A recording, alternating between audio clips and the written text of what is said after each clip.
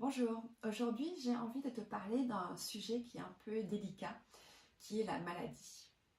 Alors je ne vais pas parler de petites douleurs comme par exemple un mal de tête ou à prendre un cachet pour que ça passe assez rapidement. Je te parle vraiment d'une maladie qui dure dans le temps.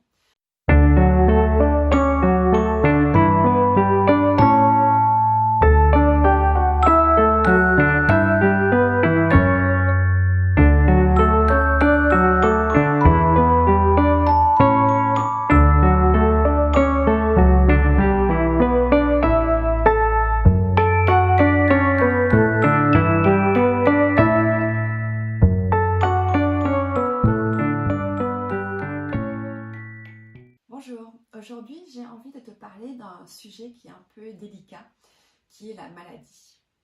Alors je ne vais pas parler de petites douleurs comme par exemple un mal de tête ou à prendre un cachet pour que ça passe assez rapidement. Je te parle vraiment d'une maladie qui dure dans le temps, dans lequel on souffre réellement beaucoup. Et je parle réellement parce que c'est que quand on a vécu une telle maladie qu'on sait réellement ce que c'est.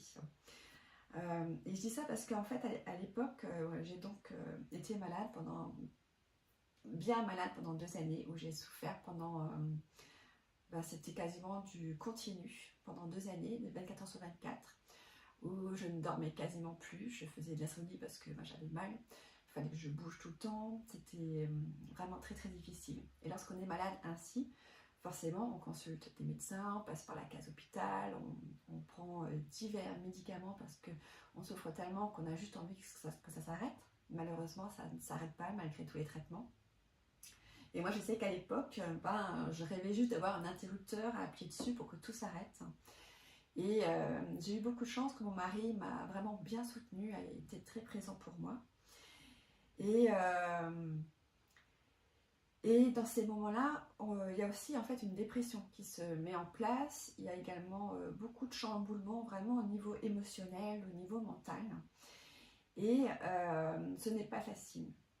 Et j'avais vraiment envie en fait de faire cette vidéo parce que justement dans ces moments-là, on cherche du soutien, on cherche des réponses, on cherche à trouver des solutions.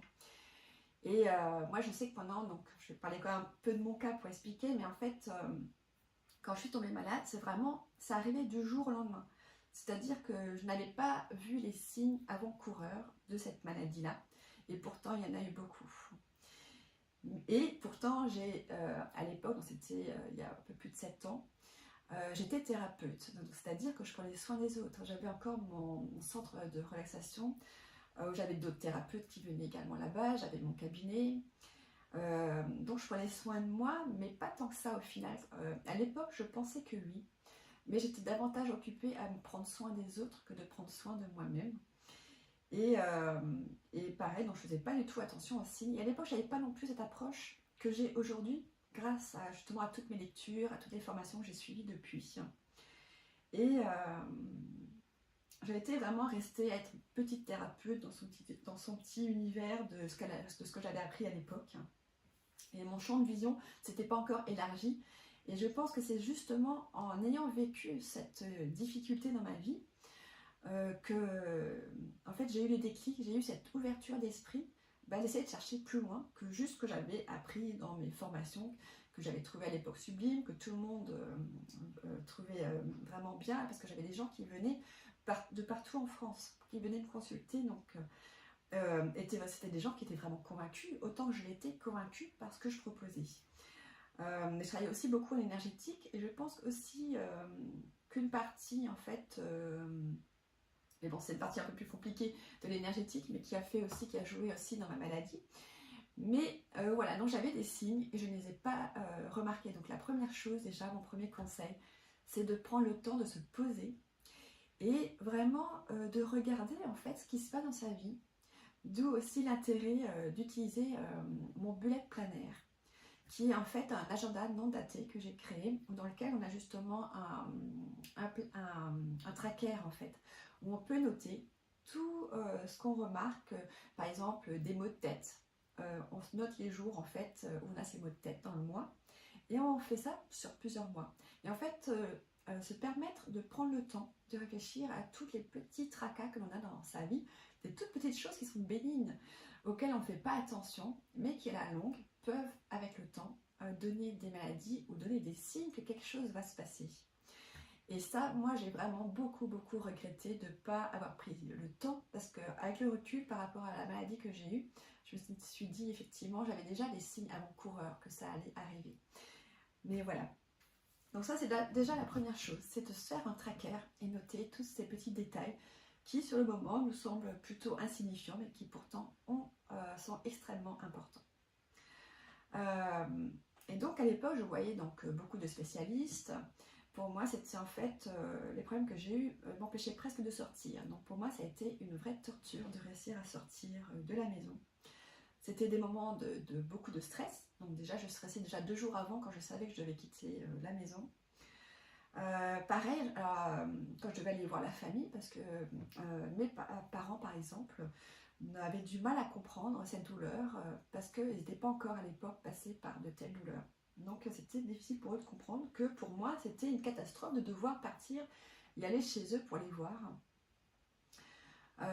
Donc ça c'est très difficile aussi quand on est malade, c'est de voir l'incompréhension de ses proches, parce que j'ai aussi par exemple un de mes cousins, quand je l'avais expliqué mes problèmes, pourquoi je n'arrivais plus à sortir, presque ri au nez, parce que en fait pour lui c'était du grand n'importe quoi, c'était pas compréhensible parce qu'il n'était jamais passé par là. Donc c'est pour ça que pour moi c'était important aussi de partager ça, parce que forcément ça joue sur le moral, parce qu'on se demande pourquoi les gens ne comprennent pas dans quelle situation on se retrouve d'un coup.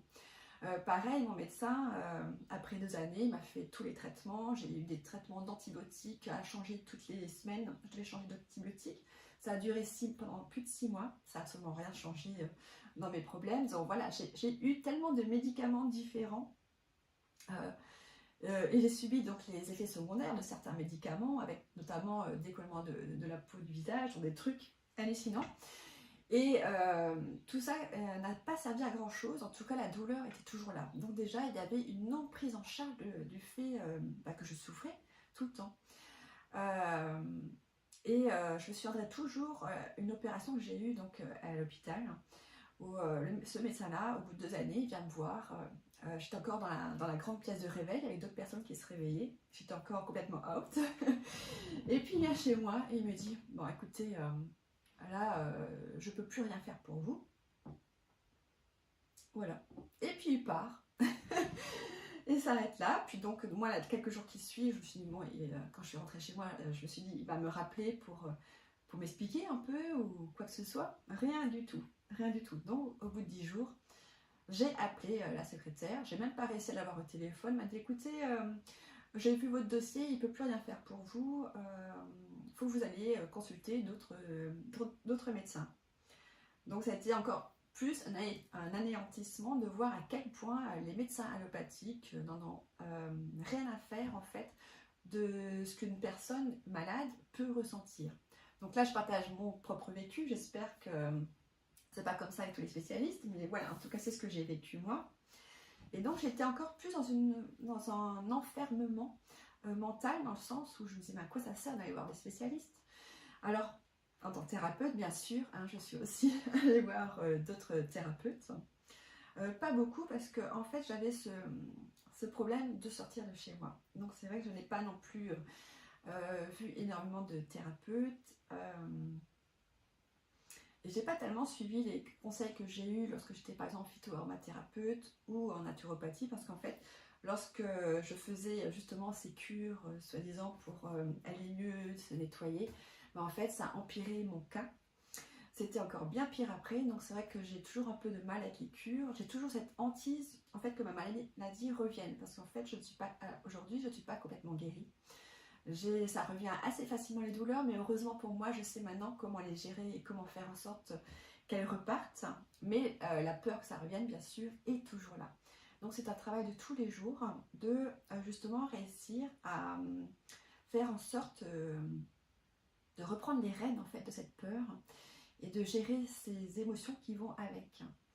Donc ça, c'est un deuxième point sur lequel il faut également travailler lorsqu'on est malade.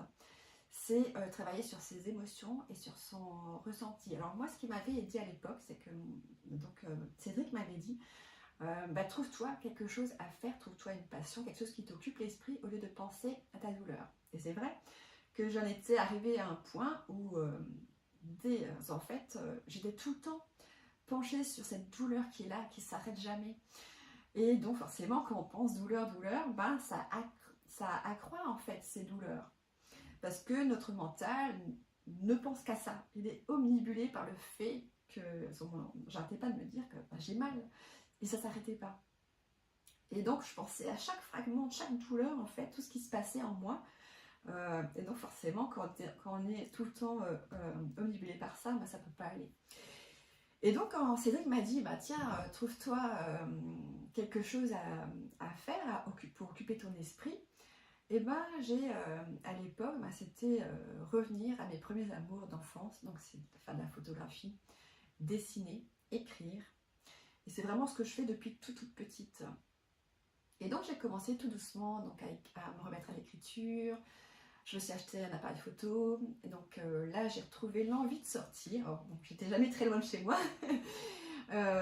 Mais ça m'a permis en fait de recommencer à sortir. J'ai commencé aussi à me lancer dans la fabrication de bijoux. Et ça, j'ai adoré travailler le métal, travailler avec des pierres naturelles. Et le fait en fait de travailler, ça a occupé mon esprit, qui a fait que du coup, je pensais de moins en moins à la douleur. Et petit à petit, alors ça s'est fait quand même sur au moins une année, mais petit à petit, en fait, mon mental était occupé à faire autre chose. À l'époque, j'ai aussi en fait créé une association. Donc en fait, à la maison, on accueillait des animaux qui étaient âgés. On allait chercher soit la fourrière qui allait être euthanasiée, ou soit dans les SPA, les refuges, qui nous appelaient pour dire voilà, on a un animal qui a encore quelques mois de vie, qui a été abandonné, est-ce que vous voulez le prendre? Et donc nous on le prenait. Notre but était donc de les faire adopter et d'en prendre soin, bien sûr. Donc à l'époque, on avait vraiment le maximum qu'on a le droit d'avoir dans une maison. Et on a réussi à en faire adopter quelques-uns, heureusement, mais pas beaucoup. Et donc forcément, c'est des frais énormes, donc on s'est beaucoup endetté à l'époque, mais ça a été vraiment quelque chose de... Autant ça a été merveilleux, autant ça a été difficile, parce que forcément, les animaux âgés, à un moment donné, on peut faire tout ce qu'on veut comme en soin, à un moment donné, on ne peut pas les laisser souffrir non plus. Donc ça a été assez difficile. Donc ça, je l'ai fait que 3 années, parce qu'à un bout d'un moment, j'en pouvais plus, c'était trop dur de les amener chez le vétérinaire quand ils étaient vraiment en fin de vie. Mais bon, donc toutes ces choses-là, en fait, m'ont permis d'occuper mon esprit. Et petit à petit, en fait, je ne pensais plus à cette douleur. Et ça m'a énormément aidé justement, avec le temps, à diminuer la douleur, parce que j'étais tout le temps occupée.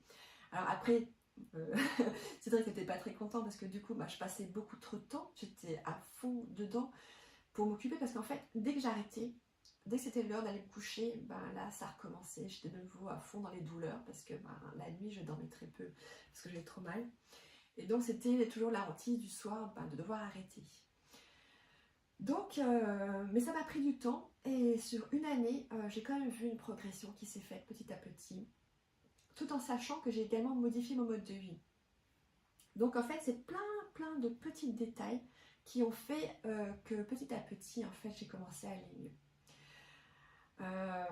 Voilà, donc il y avait donc ça, le fait d'être occupée, ça m'a beaucoup aidé. Ensuite, sur la gestion de la douleur, quand vraiment j'avais des gros pics de douleur, c'était la respiration.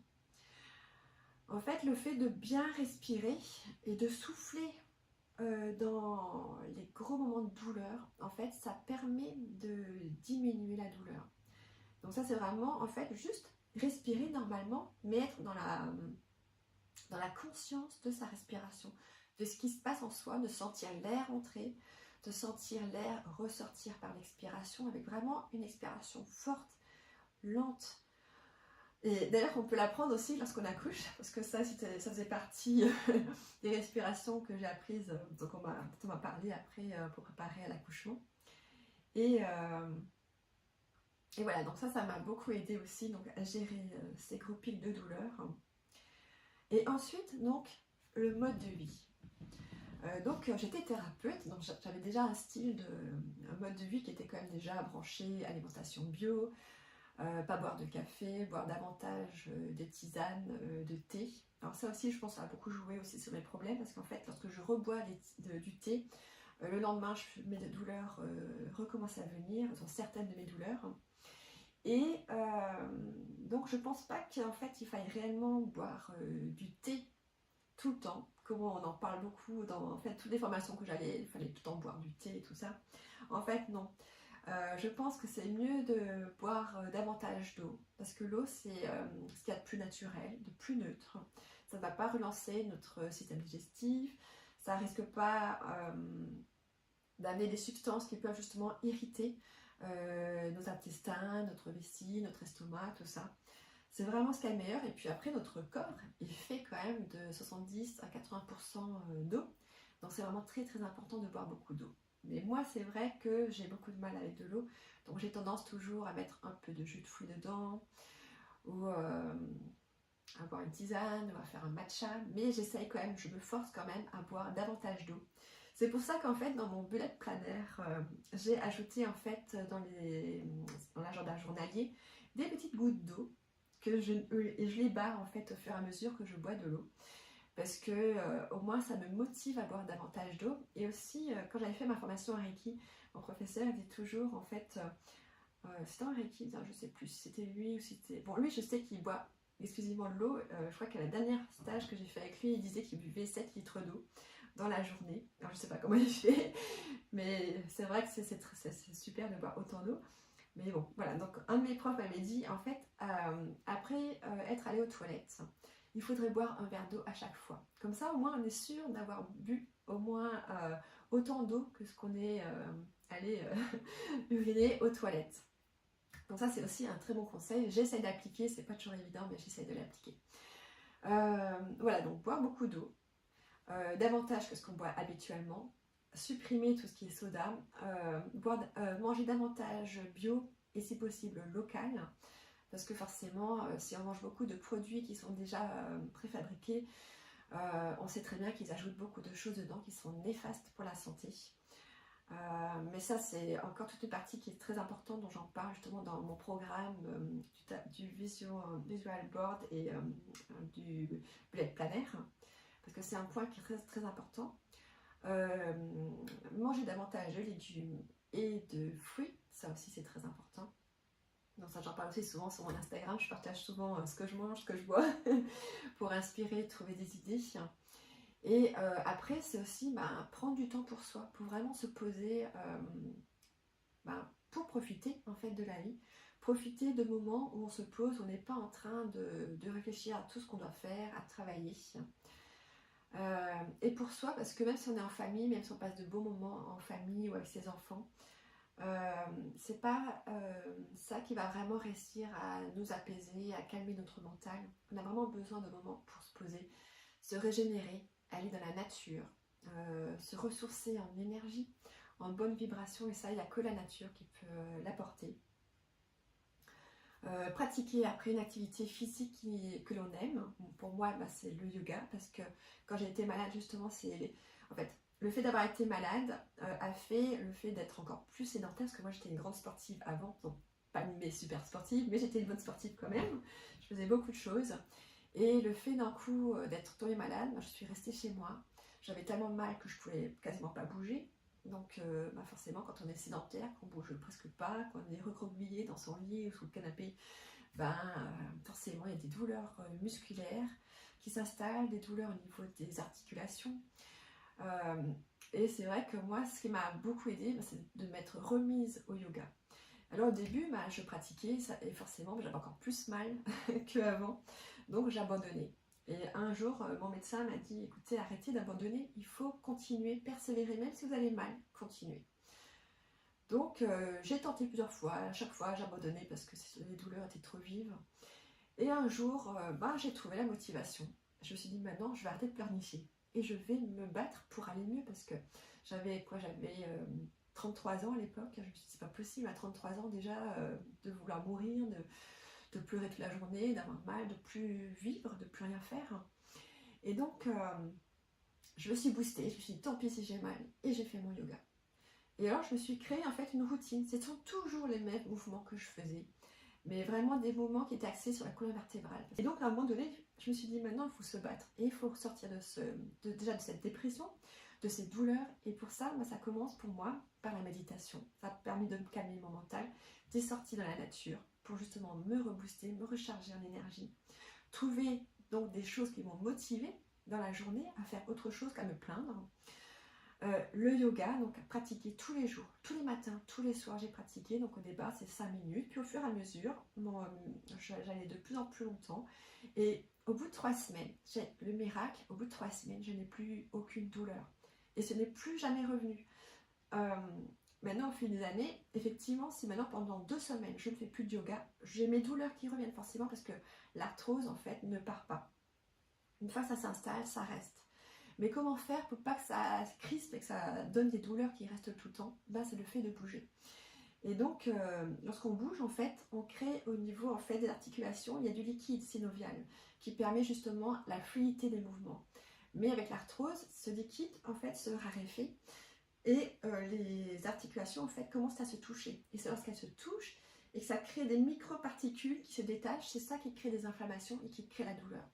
Donc le but c'est de bouger, donc il faut bouger un maximum. Et le yoga, on bouge en douceur et on étire. Et justement, c'est ce qui va permettre de recréer du liquide synovial.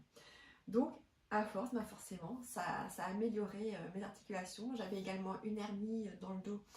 L'hernie a disparu grâce, je suis certaine, donc, à la pratique du yoga.